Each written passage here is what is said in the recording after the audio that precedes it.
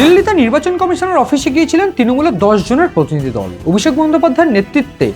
এই 10 জনের প্রতিনিধি দল গিয়ে কথা বলেন জ্ঞানেশ কুমারের সঙ্গে বা মুখ্য নির্বাচন কমিশনারের সঙ্গে। এসআইআর সংক্রান্ত বৈঠক করতে গিয়ে এক প্রকার বাকবিতণ্ডায় জড়িয়ে পড়েন অভিষেক এবং জ্ঞানেশ কুমার। অভিষেক বন্দ্যোপাধ্যায় মিটিং শেষে বেরিয়ে আসেন। 2.5 ঘন্টা মিটিং, প্রায় 3 ঘন্টা মিটিংয়ের পর তিনি বেরিয়ে এসে পরিষ্কার করে এই জ্ঞানেশ কুমারের বিরুদ্ধে অভিযোগ তোলেন এবং তিনি পরিষ্কার করে জানান যে জ্ঞানেশ কুমার আঙ্গুল উঁচিয়ে কথা বলছিলেন এবং এরপর তিনি বলেন যে আঙ্গুল তিনি নামাতে বলেন এবং তাকে অভিষেক বন্দ্যোপাধ্যায়ের যেটা অভিযোগ যে তাদের দমিয়ে রাখার চেষ্টা করা হচ্ছিল। এবং এছাড়াও যে অভিযোগগুলো তিনি করছেন যে এসআইআর সংক্রান্ত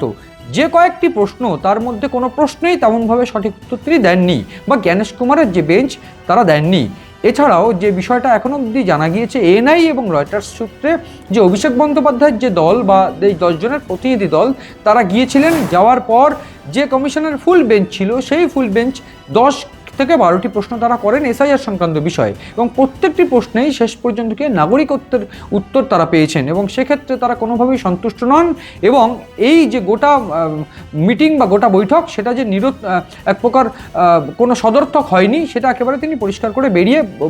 অভিযোগ করেছেন। কিন্তু এইখানে যে গুরুত্বপূর্ণ বিষয়টি রয়েছে যে অভিষেক বন্দ্যোপাধ্যায় পরিষ্কার করেই জানিয়ে দিয়েছিলেন যে কোনোভাবে কারোর নাম যদি বাদ যায় এবং সেক্ষেত্রে লজিক্যাল ডিসক্রিপেন্সি রয়েছে যে 1,36,00,000 ভোটারের তাদের কেন তালিকা বার করা হয়নি, এই 58 লক্ষ কোন সিস্টেমে তাদেরকে বাদ দেওয়া হয়েছে, এআই মাধ্যম ইউজ করে কেন বাদ দেওয়া হচ্ছে, এই সমস্ত প্রশ্ন কিন্তু এই 10টি প্রশ্নের মধ্যেও ছিল বলে জানা গিয়েছে। সেক্ষেত্রে তাদের প্রত্যেকটারই উত্তর কোনোভাবেই এড়িয়ে যাওয়ার চেষ্টা তারা করেছেন বলে অভিষেক বন্দ্যোপাধ্যায় একেবারে স্পষ্ট অভিযোগ করেছেন এবং সেক্ষেত্রে অভিষেক বন্দ্যোপাধ্যায়ের একেবারে আরও অভিযোগ যে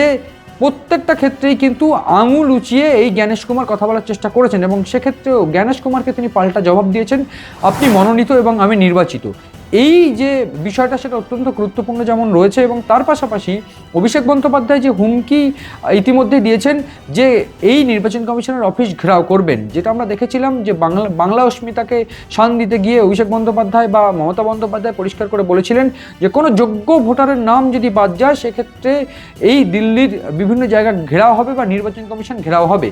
এক্ষেত্রে তিনি বেরিয়ে এসে বা এই 3 ঘন্টার বৈঠক শেষে বেরিয়ে এসে অমিত শাহকে যেমন টার্গেট করলেন, এই জ্ঞানেশ কুমার তিনি সচিব ছিলেন এবং তিনি সচিব থাকার দরুন তার সঙ্গে বিজেপি যোগীও তিনি সরব হয়েছেন, অভিষেক বন্দ্যোপাধ্যায় সরব হয়েছেন। ফলে সব মিলিয়ে অভিষেক বন্দ্যোপাধ্যায় ইতিমধ্যেই প্রেস কনফারেন্স তিনি করেছেন এবং সেখান থেকে বেরিয়ে এসে বা এই বৈঠক শেষে বেরিয়ে এসে তিনি যে অভিযোগগুলো করেছেন সেগুলো অত্যন্ত গুরুত্বপূর্ণ অভিযোগ। কিন্তু বাঙালি অস্মিতা শান দেওয়া কিংবা এসআইআর নিয়ে যে প্রশ্নগুলো করা হয়েছিল সেই প্রশ্নের পাল্টা জ্ঞানেশ কুমার বা নির্বাচন কমিশন যে উত্তরগুলো দিয়েছে তাতে কোনোভাবে সদর্থক বা কোনো এই বৈঠক যে সদর্থক হয়নি সেটা একেবারে স্পষ্ট। এক্ষেত্রে পরবর্তী পদক্ষেপ অভিষেক বন্দ্যোপাধ্যায়ের কি হয়, সেক্ষেত্রে কোনোভাবে নির্বাচন কমিশন ঘেরাও তারা করে কি না সেই দিকে কিন্তু তাকিয়ে রয়েছে রাজনৈতিক মহল।